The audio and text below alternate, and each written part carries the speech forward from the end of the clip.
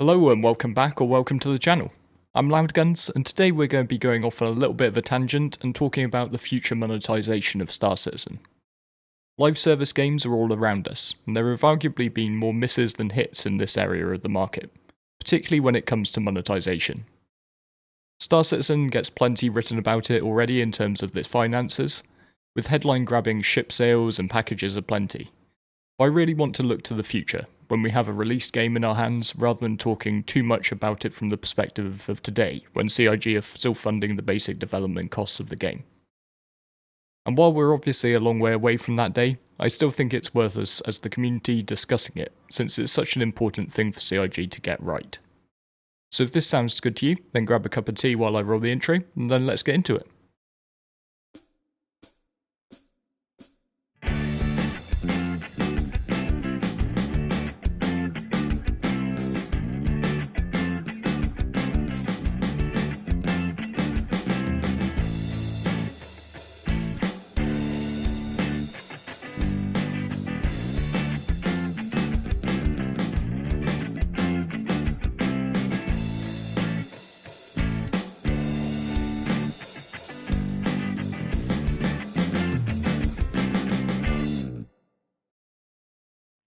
Before I even begin, I just want to give a big shout out to Jason VP and Jamberson, both of who should be in my intro credits.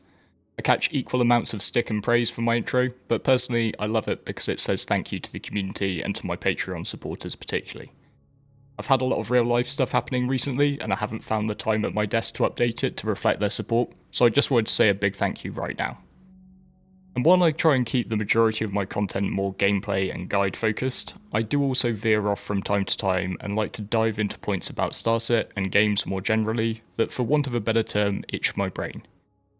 Live service games are a brilliant concept. Constantly evolving, always online worlds, persistence and persistent growth are all fantastic selling points.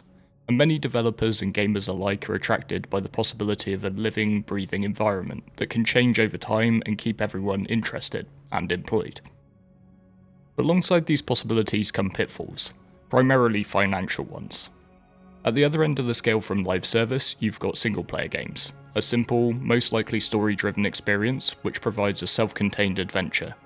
The developers get funding from studios or publishers to make the game, they then sell it to us, and we get to play it and enjoy the crafted experience. But there's no demand on the devs to continue working on their product past that. Of course, if the game's a wild runaway success, they might go straight back to the desk and get to work on expansions or sequels. But essentially, they don't owe the gamers any more than they've already provided. But with live service games, the developer's responsibility doesn't end with the launch. In many ways, it's just a starting point. Gamers pay the money for their copy, download and get playing, but there's a contract there that the devs will continue to support and expand on the experience. And of course this doesn't come free. The dev or the studio will continue to bear costs, server infrastructure, employees to work on new content and manage the community, office leases, copious amounts of tea, etc, etc.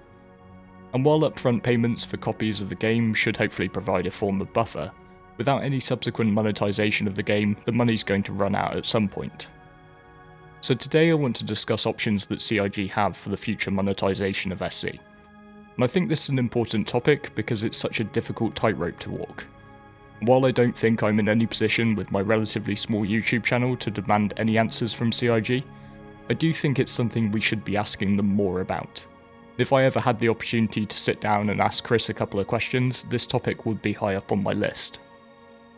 Some games have literally died a death off the back of their choices regarding monetization, with some downright predatory practices in the space, while others, most recently Helldivers 2, seem to have really nailed it and put together a model that works without alienating their player base or treating them like cash pinatas. One thing that I would say is to not get too hung up on what Chris said. The project has been going on for quite some time now, and given the relatively open nature of the development, we've got a massive amount of comments from Chris and other developers. Now don't get me wrong, I think some of the stuff, like Galgot puts together cataloguing the moving goalposts, are pretty funny. But I do think there's this tendency to take any comment as a promise, or the gospel truth, when they should really be viewed as a window into the current thinking at CIG. Admittedly, it doesn't help that Chris Roberts in particular has a tendency to talk in absolutes. Things change over time, and it's okay for people to change their minds when new realities present themselves. So I think when we're discussing this, it's okay to put all the options on the table, even if Chris or someone else said that they wouldn't envisage going down a particular route. And I'll keep that timestamp handy for the comments when it comes to the first and potentially most obvious route. Just carry on with ship sales. This is possibly quite contentious, as it's something that has been ruled out by the devs previously, but there are a strong couple of ticks in the pros column. First up, it lets new players get in on an even footing. If they want to buy a Cutty Black or an Avenger Titan as their starter, it shouldn't really matter if they got there in 2014 or 2028. And secondly, it provides incentive for CIG to keep rolling out new content, maintaining the ship team long after launch, bringing new toys for us to play with far into the future. This also goes hand in hand with designing new game loops that might require new ships to go along with them. But then of course we've got the flip side, the exact same incentivization. If CIG continue to rely on the big ticket ship sales to maintain the live service, then there's always that risk of power creep. What incentive is there for a player to buy a ship that's just really well balanced and doesn't offer a meaningful advantage over what they've already got access to? Just taking League of Legends as an example, since it's one of my most played other games, there is a regular cycle of new champion drops, which are important for spicing up the game and an important revenue source for Riot Games, as they get an influx of cash for people buying the new champ and who are tempted by the new skins for it. But introducing a new factor into an existing game always messes with balance. And I can't think of an example where a new champ hasn't been hit by a strong nerf or buff in the following patch after their release. More commonly, it's a nerf, since champs tend to come in too strong. If I'm being rational, it's because there's a knowledge gap in opposing players that the new champion exploits. If I get my tinfoil hat on and I dive into Reddit, it's because the devs know a strong champ drives better sales. And there would be an undeniable incentive for CIG to release ships that are objectively better than existing counterparts. As such, we could get a significant power creep if we're not careful, which would obviously be unfair to existing players who shouldn't feel compelled to buy the new shiny thing. Just looking at the Ares debacle, there's a big risk of bad feelings between the devs and the player base if strong new ships repeatedly then catch nerfs shortly after people have bought them. I think a big way to curb some of the risks here would be doing away with the current exclusive release periods after we go to live. If you want to convince your players that you're not running a cash grab, don't run a cash grab. In a live environment, release new ships in the cash shop and in the in-game shops on the same day at the same time. Players would still have to save up in-game cash, but it would make for a far less pressurized situation. Plus, if you've got more owners of a new ship, then it does feed into more microtransactions in terms of skins if the gameplay's good. And finally, if it were up to me, I would probably reduce the number of ships available to purchase into the future and steer away from the extremely big ticket items. Keeping open access to up to say the Connie or the Corsair sort of level would be fine for me. I think it would be sensible to curb things there unless it's a new concept sale. A lot of the bad press that SC gets is around big ticket sales, and while I'm not too worried about good or bad publicity, I would worry about any model which places heavy reliance on the so-called whales. I think as we saw with games like Diablo Immortals, it opens the door to predatory practices, where studios and their marketing teams get focused in on separating high spenders from their money. And secondly, it leaves the developers somewhat beholden to those big spenders, potentially to the detriment of other players. Games which focus on the experience of a small group of players who spend a lot over the masses end up being poorer for it. I don't know about you, but I don't want to be set up as a seal for someone who spent tens of thousands of dollars to club. I'd go off and find something else with a fairer playing field to enjoy. So what about transactions at the other end of the scale? Microtransactions or MTX have always been a tricky subject for gamers, but they do have a lot going for them if they're done right. Affordable items like skins and paints can be a great way to support a live service game you're enjoying.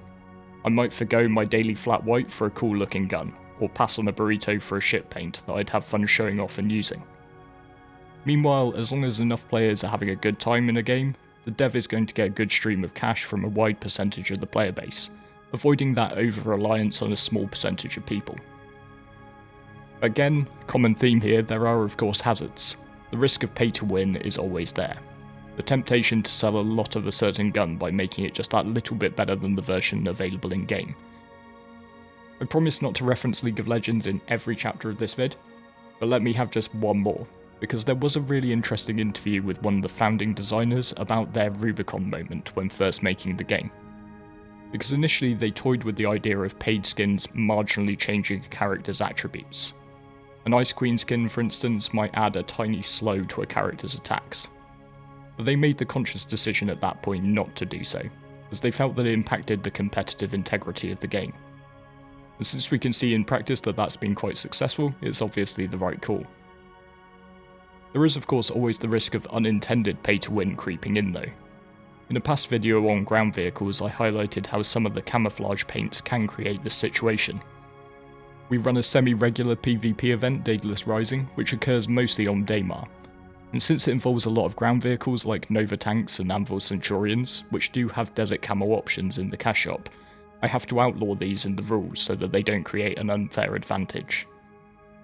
The simple way to offset this, of course, is to do as CIG have said they would, and make these items available to loot or buy in-game, opening access to all players rather than just those who pay hard currency. And one thing I do think CIG have to be cognizant of when it comes to MTX is not to treat us like chumps, and to actually deliver something worth paying for. If you've watched some of my other videos, you'll already know that I am a little bit of a fiend when it comes to ship paints. But even as I open my wallet and fork out my cash, I am a bit torn in that I think a lot of what's on offer is really quite lazy. I like changing how my ship looks, but I don't really have better options than SC to compare the current offering with. But looking at other games, where paid skins are true works of art, which really update and change the entire look of a character or a vehicle, CIG's current approach of changing a few colour values and textures is pretty lacking.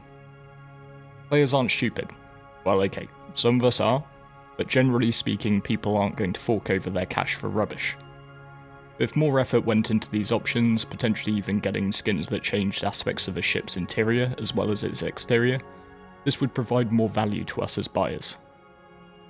Now, based on my rapidly scribbled notes, I could probably make an entire video about microtransactions, but I don't think that anyone would watch it. So I'm just going to make one last point, and it's something I personally think CIG are doing right now. I just hope they don't change. I am absolutely fine with MTX as a general idea, but the thing I hate the most about how 99% of games handle this is by muddying the waters with a premium currency. Typically these transactions have a hugely unnecessary middle step. You turn your hard currency into the game's premium currency, then you turn your premium currency into the item you want to buy. As far as I can tell, this is just about making you spend more than you intended, and masking the fact that you're spending real money. Quite often, you don't have quite enough of the premium currency you bought last time to buy the next item that you want, but you also can't buy exactly the amount of premium currency you need for that one either, so you always end up with this surplus. If I had no social conscience, I'd probably open a bar and make it so that people had to exchange their crisp £20 notes for Monopoly money at the door. Then they can buy all the drinks they like inside, but they can only pay Monopoly money for them. I would be rich, but my punters would wake up full of regret, both hangover and financially related. So right now in Star Citizen, if you want to buy any of the paints, armors or guns available on the pledge store, it's got a price in your local currency and you simply pay that amount, then that item is yours. Long may this continue because honestly, compared with the premium currency route, it's just massively refreshing. Subscriptions are arguably one of the best options for live service games, since as a company they basically allow you to match your cash flows with your liabilities. As outlined in the beginning, one of the challenges for live services is that they have recurring costs that you need to cover to keep the lights on, so having a reliable and easily forecastable revenue stream to offset with is just perfect. If, as in games like WoW or Final Fantasy XIV, this is a simple sub-to-play model, then your revenues scale alongside your costs. And similarly, if you end up with fewer subscribers as people stop playing, then your costs will fall since you don't need so much infrastructure. But despite the big positives of the sub-model, it could possibly be highly toxic for Star Citizen. Now personally, I wouldn't care, and I think that if the game's enjoyable, then it would be worth it for me, paying just month by month. But given that CIG have in the past said that they wouldn't be going for a sub-model, this particular U-turn would likely have huge amounts of players up in arms. They paid their money already on certain terms, and changing things up after the fact would be highly unfair. There are ways that this could maybe be made a bit more palatable. CIG could always draw a line in the sand and create two separate categories of players. Early backers who are in before a certain date could maybe get lifetime access, while new players could be moved to a subscriber model. Obviously this might not be great for those new players when they realise they aren't paying the same as the older backers, but it's not exactly unfair. Older backers gave CIG their cash when the game was little more than a promise from Chris, so some form of reward for this isn't out of the question. However, it could upset the apple cart if large amounts of older backers carry on playing without large numbers of new subscription-paying backers to subsidise them. The other option is to continue with a similar submodel as we have today, where it's an optional thing that isn't required in any way to play the game, but does provide a few bonuses such as in-game items, early PTU access and temporary ship loaners.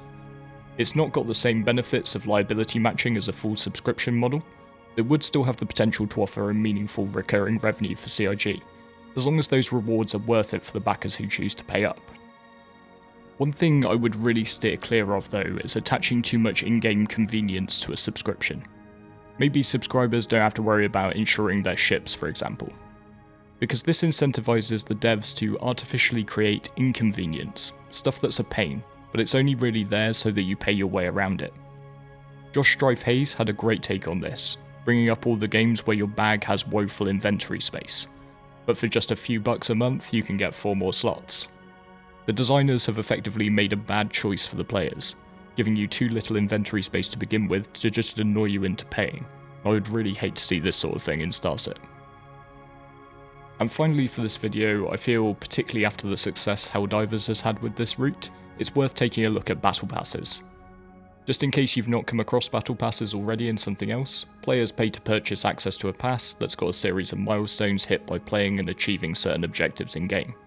Each milestone then unlocks some additional rewards, maybe some in-game currency, but also items like armors or skins. As with nearly every potential monetization route, Battle Passes can be a double-edged sword. A big driver behind their popularity is that they incentivize gameplay. Live service games rely on not only money, but also maintaining and growing their populations. So having an objective that you're working towards can help to keep you motivated to play. But where they fall down is where they become the only reason to play.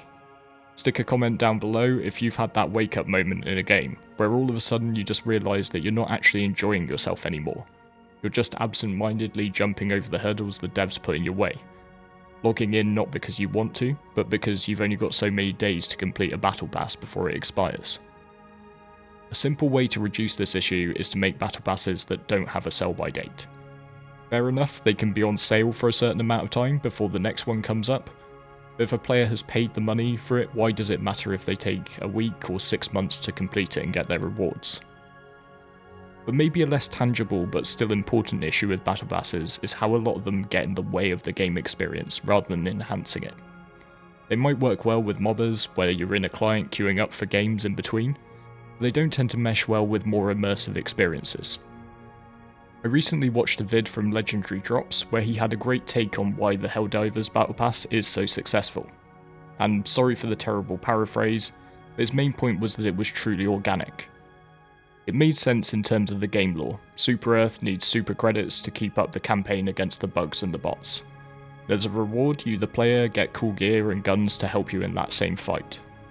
And the UI design was carefully thought out, so they weren't just oppressively shoving the battle pass in your face. You had to open a separate menu to go and look for it. I think that CIG could take a leaf out of this particular book if they did decide to look at battle passes as a monetization route, particularly since in the lore the UEE is an empire similarly under threat, or threatening depending on your viewpoint. Bordered by alien species, in particular the hyper-aggressive Vandal, and dissident human factions. And any potential battle pass could easily live inside the Moby-Glass, rather than just being shoved down our throats via pop-ups, intruding on the immersion factor of what's set to be an extremely immersive game. So as ever with these brain itch videos, it started out as something small nagging at the back of my head, and it's turned into quite the ramble spread over 6 pages of script. I did have a chapter entitled loot boxes, but all I wrote in it was please don't do loot boxes. Still, I hope you found it interesting, and as I said, it's not like I'm saying I have loads of answers. I just think it's something that merits discussion and debate amongst the community, particularly since in StarCit, unlike in many other games, the devs do seem to care about our views and want to hear what we think. If you did enjoy the video, it would be awesome if you dropped a like and hit subscribe for more, although I promise it's not all going to be quite so tangential. And as ever, I'm amazed at how much this channel's grown. Due to some personal circumstances, I haven't been able to be around as much recently, but I truly appreciate the support I continue to receive. And with all that said, thank you very much for watching all the way to the end, and I look forward to seeing you next time.